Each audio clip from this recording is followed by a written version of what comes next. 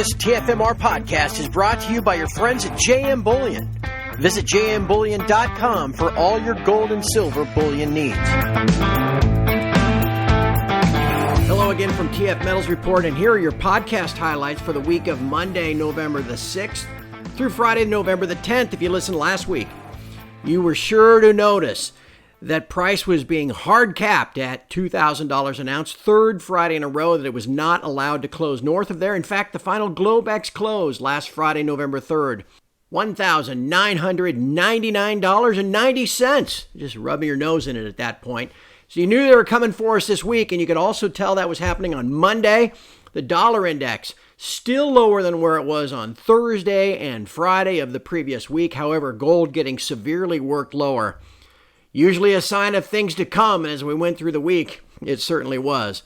All part of what we discussed on Monday, November 6th. So really all you're seeing, of course, dollar stronger, gold weaker, right? No, that's not the case. Here's the dollar over the last 4 days. Okay?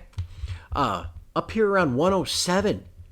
Gapping down, trading lower all through Thursday. And then, or Wednesday, and then Thursday, and then straight down with the BLSBS on Friday, that big red candle. And now, right now at 105.25, up 25 cents on the day, it's basically where it was immediately following the BLSBS. So gold is also, since it only mimics the dollar, gold is also right where it was right after the BLS. What do you mean it's not? Because right after the BLSBS, gold was about 2010. What I said, 1985. And over that same last 4 day period, look at every time it came up to 2000. Back on Wednesday, smash. Try it again on Thursday during the COMEX, smash. Friday, spikes above it on the BLSBS, and smash. Then tries a couple more times, smash, smash, smash. Then one last time. Last night, again to 2005 cents. Smash. All day. Another chart we warned about last week was the dollar index. On Friday last week, it had broken down through what looked like important support.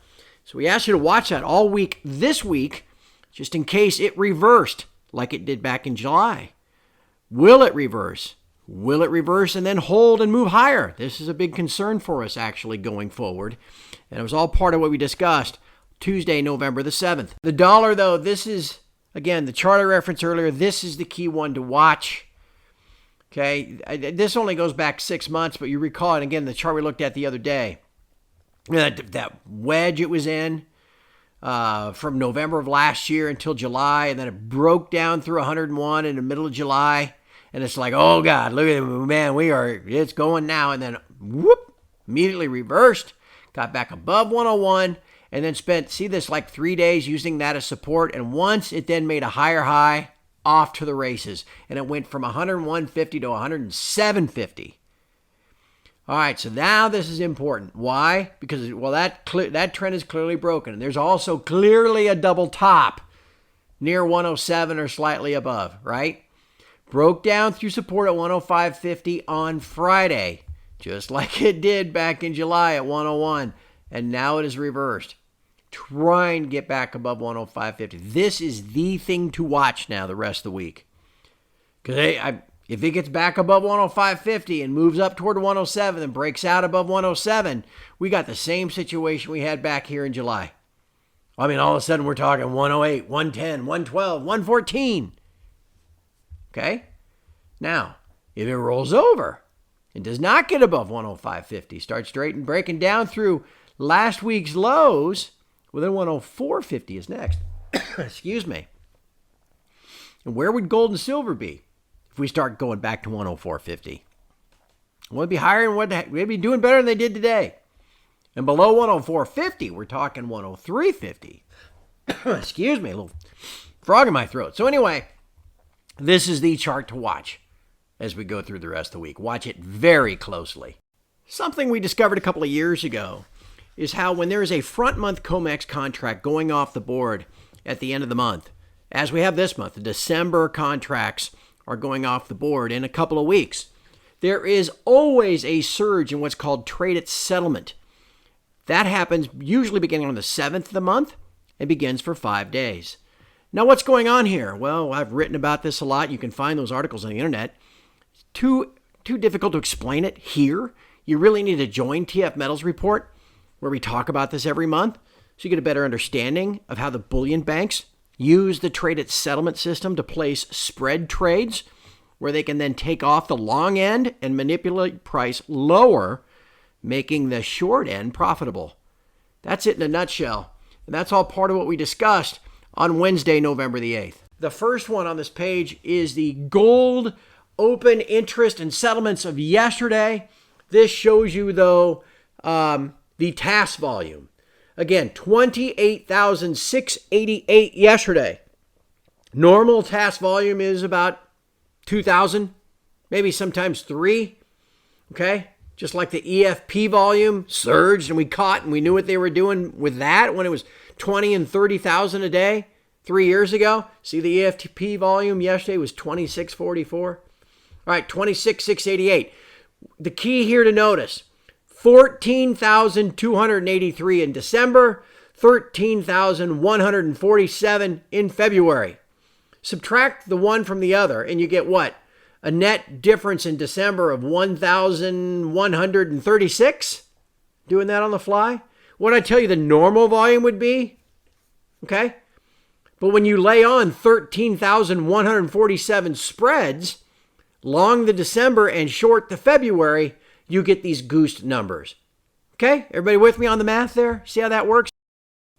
Price of COMEX gold bounced on Thursday, November the 9th, but it was still headed lower on the week as the bullion banks rip it down and make profits on all of the shorts they applied, keeping price below $2,000 an ounce. So where's the target? How far could we expect it to fall? That was all part of what we discussed on Thursday the 9th. That target for me is somewhere below the 50-day moving average, near what should be strong support between 1920 and 1940. Here's a look at that chart and just part of what we discussed back on Thursday. Gold bounced today, green candle. And that could, this could still be a low of a pullback. 1960 is a ladder level, but as we discussed yesterday, I still think it could probably come down over the next week. Maybe with the inflation data next week, who knows? And ultimately find support in this 1920 to 1940 area, loosely around the 50-day. If the banks could flush it below the 50-day and get some stop loss, selling, just like what happened earlier this week below the 200-day, then they'll do it. If your next chance to buy, maybe, provided we don't hold these levels, we do go down, it's somewhere down in there, 1920. All right, keep watching for it. On Friday, November the 10th, the pounding in gold continues. It's been going on all week. And as you can see on this weekly chart, we're going to paint a pretty significant red candle. Push back down from the highs. As if you listened last week, we noted that it was 3 Fridays in a row that gold was maintained below $2,000 and not allowed to post a weekly close north of $2,000. In fact, it wasn't allowed to post a monthly close above $2,000 in spot gold back on Halloween. So when the banks put forth that much effort to cap price, you always know what's coming next. Eventually, the buying momentum subsides. The banks are able to tip price over. They break that price down through the 200-day moving average, and you get some sell stops, and price falls further. And as mentioned on Thursday, they're now shooting for the 50-day moving average to accomplish the same thing. Good news is, probably pretty close to a low here between 1920 and 1940, and then we'll spend the rest of the month very likely in a range around maybe 1950, kind of centering around that price. Why? Well, the December contract's going to go off the board at the end of the month. Biggest, highest volume contract of the year, but also option expirations as well in a couple of weeks. There's no incentive for the banks to allow price to go over 2,000 at option expiration day, but there's also no incentive to take it below 1,900 either. So we'll figure it's just going to kind of sit here range bound now for the next couple of weeks. We'll see if we're right. Check back next Friday and see how the week goes. Thank you for listening to your TF Metals Report podcast highlights. Again, a daily podcast, just one part of what you receive as a member at TF Metals Report. It's just $15 a month, which really in this world is nothing. And it gives you access to the great community that is TF Metals Report. Please come check us out, tfmetalsreport.com. Have a great weekend, everyone.